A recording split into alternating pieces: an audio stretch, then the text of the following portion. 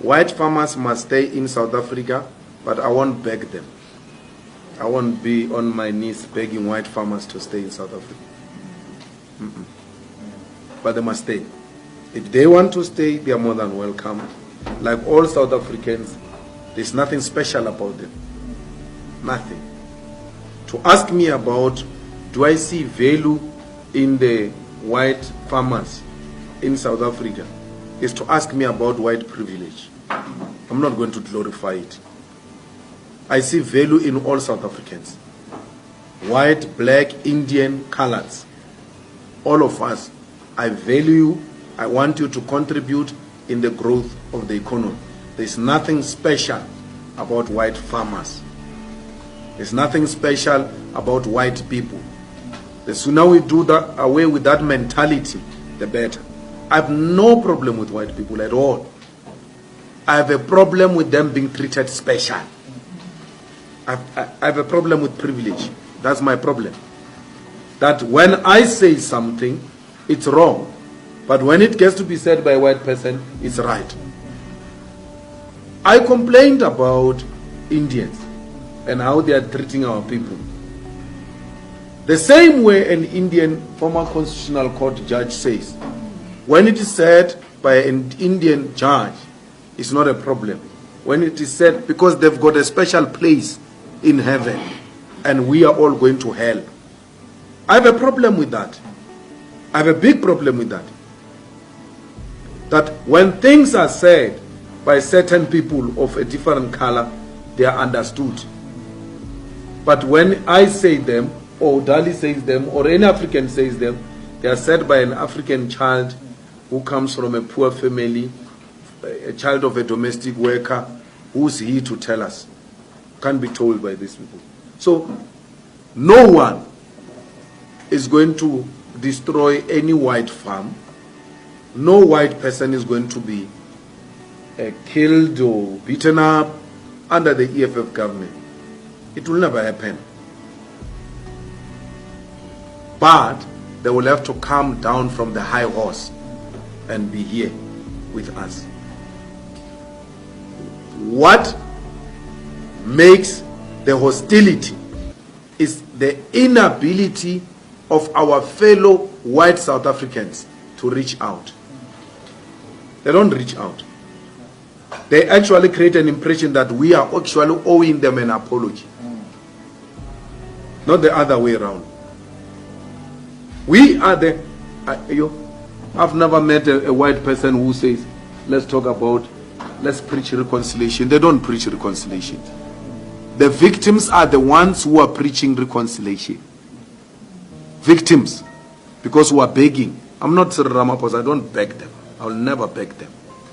They are going to stay here if they agree to be equal to black people. And I can tell you, my brother, I hear your accent. South African whites, they don't fear war. They don't fear blood. They don't fear any land taken from them. They know it will never happen. They fear equality. That's the only thing they are scared of. That they are going to be equal to monkeys. That's the only thing they fear. They know this Malema, they've listened to my talks. They know even when they reported me to Human Rights Commission, there's nothing hate about what this guy is saying. They know that. My crime is to demand an equality. That's a crime I'm committing in this country. To demand that the white minorities must come down from their high horses and humble themselves and work with fellow South Africans. These Africans have got no problem with whites. Actually, they love them too much. Some of them hate me because they think I hate white people. Hey, this one is going to make whites go. This one. They hate me for that. That's how much they love white people. They are prepared to sacrifice their own brother in protection of white people. That's how much they love. They have no problem with it. It is white people who have a problem with Africans. They do not see themselves being at the same level with Africans. And it's not only the white farmers, it's not the white managers in the newsrooms, it's not the white editors only. Go to the Supreme Court of Appeal in the judiciary. I sit in the JSC there. How the white judges in the Supreme Court of Appeal look down at their colleagues at the highest level of educated whites. Don't think it's just a child of a farmer who has a problem with black people. An educated white judge at the highest level has got a problem with an educated and over-educated African judge. When they write a judgment, they ridicule the judgments of Africans. When an African or a colored wants to make reference to the best reported judgment of an African, they say, no, don't use that. Use this one. They give you an alternative white reported judgment at the highest, second highest court. That's how difficult it is. Our black brothers have got no problem with white people. White people have got problem with us. No one is good. No one here. And some of us were even privileged because with the money we're getting in parliament, we have taken our children to private schools. Because there's no public school here in South Africa. Schools have collapsed.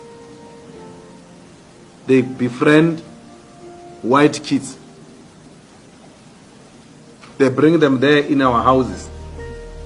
When we slaughter, we must start slaughtering with these friends of our kids. Do you think our children are going to allow that? We are building a completely new society where black and Africans are embracing one another. The problem is this old age. They have a big problem, those guys, because they know the privilege of apartheid. The young ones don't know the privilege of apartheid. They know the privilege of being called a madam and a boss, and then calling older women girls and older men boys. They know that privilege, and today is no more. That's what offended them. So I'm not going to beg them to stay here. I'm not begging anyone, especially white people. If they want to go, they can go. At least they've got somewhere to go. We don't have anywhere to go if things don't go right. We've got only here to go. So any white that says I'm going, you must know their loyalty is not with us because they've got 2 passports. They are not South Africans. They are half South African, half British. They can go. They must live quietly. Hack. Restart.